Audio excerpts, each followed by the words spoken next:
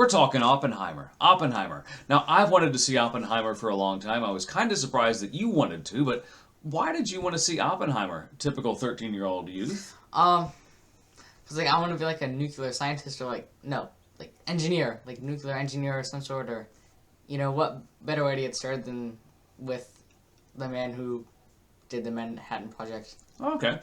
Before we saw Oppenheimer, now let's be clear, Oppenheimer is a rated R film. So some parents may not be comfortable taking their 13-year-old, even though they want to be an engineer. They may not be comfortable letting them see it. It's a hard PG-13. That's a very tactile way to say it. It's an R-rated movie. It is. There's no way this would be PG-13, even on some slippery sliding scale of craziness. What did you know about Oppenheimer, the man or the movie, before we saw this? I know he was the man who split the atom and made the first atom bomb. He was the father of the nuclear age, essentially, yeah. Yes. That's what he was. Now, the movie, were you surprised? This is a 3-hour movie. Were you surprised when I said that? A little bit. We've seen some long movies recently, like Indiana Jones, Mission Impossible. They were 2 hours and 40, 2:45. How did this rate in comparison to that in longevity? Did it feel longer or shorter? How did it feel? It felt longer. Okay. Now, why? I think I know why, but let's see. Why did it feel longer? A lot of talking. A lot of talking. Let's be clear. Oppenheimer, if you're a Christopher Nolan fan, it is Talkosaurus Rex. There's no action. There are no major set pieces because this is about the race to build the first atomic weapon. There's not much action. There's a nuclear explosion. That's all kind of CGI, and it's beautifully done. The entire movie is. But this is a dialogue-centered film. Did that fact surprise you? A little bit, but not that much. Okay. Now, neither of us got a snack or went to the bathroom during the movie. Was that because you had to go to the bathroom but waited, or you were really into the movie? I kind of had to go to the bathroom, but I kind of wanted to wait because I wanted to see what would happen.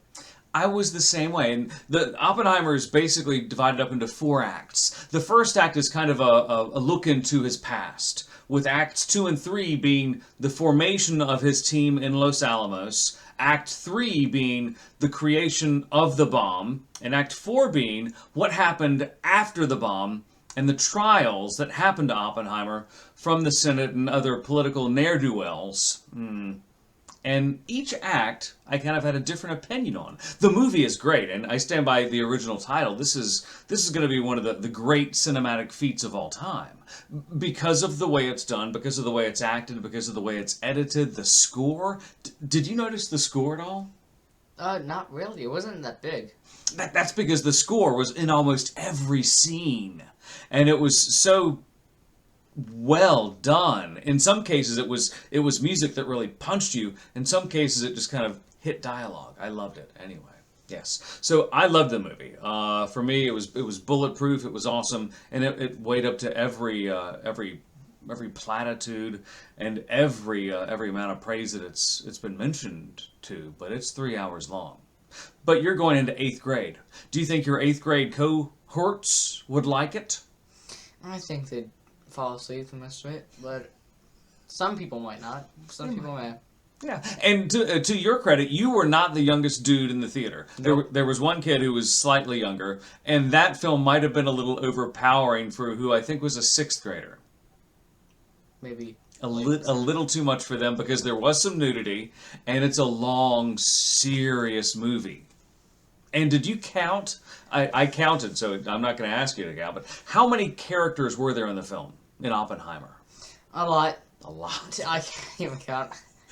There were so many. About 24 characters of weight. And those are characters that are referenced by Oppenheimer or that play a major part in the movie. And what surprised me the most, when we were driving down to the theater, I asked you, I said, why do you want to see Oppenheimer? And you told me your answer at the get-go was because I want to be an engineer and I just wanted to see where it all came from. I thought it was because you wanted to see it because we've seen Batman so many times, or Batman Begins, the Christopher Nolan Batman trilogy, and that you were a Christopher Nolan fan. I had no idea who he was. You didn't even know who he was. Have you seen Inception? No. You've seen Christopher Nolan films, but you didn't know they were Christopher Nolan films, and they were just the Batman films. But he's got a certain style, and you Nolan heads out there, you're going to appreciate this because of the way it was shot, especially if you see it in the 70 millimeter theaters that are out there. I think there are only like 90 in the United States. We didn't see it in that theater. We just saw it in a regular kind of 45 or whatever it is. I'm not a cinema head. I don't get that stuff. It's a little beyond me. I would like to have seen it. There's a theater about 25 miles away from us, but man, it's hot, and I didn't want to drive that far. But it's probably worth the drive. I've heard of people driving hundreds of miles to see it. It is. So do you think Mom would have liked that film, Oppenheimer? Probably. Maybe. Maybe. There were some parts that she would have loved. The dialogue, I told her after we got home that the dialogue was very West Wing-ish. The dialogue is snappy. The editing in this movie, you really pay attention to the editing because it's a well-made, well-crafted film, but the dialogue is so sharp and the acting is great. It really is one of the great films that you'll remember where you were when you saw it, and it was with me. Just have fond memories of that, okay? So out of stars, let's do the cliche star routine there. Okay. Typical 13-year-old youth. How many stars would you give Oppenheimer? Say out of 10 stars, brother.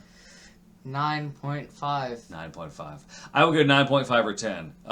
It's a great film. There's very little to be found wrong with it other than a little haircut here and there because it's a long film. But it makes no bones about the serious nature of its material or the fact that it's long or the fact that it's very heavy. So Oppenheimer is great if you're in the mood for a non-fiction and supposed to be very close to the source material, American Prometheus, which I'm kind of curious to read the book now from 2005. Curious to read it. It supposedly sticks very close to the book. It's Oppenheimer, and it's one of the best films out there that you'll see, but it is rated R, so you middle schoolers may want to stay away from it unless you want to be an engineer. It'll be fine. It'll be fine. Back in my day, we would sneak into R-rated films all the time. Yeah, that's like back then. Back then? No. We snuck into Rambo. God, have you ever seen Rambo? No. It's horrible. This dude has a knife. We need to watch Rambo, apparently.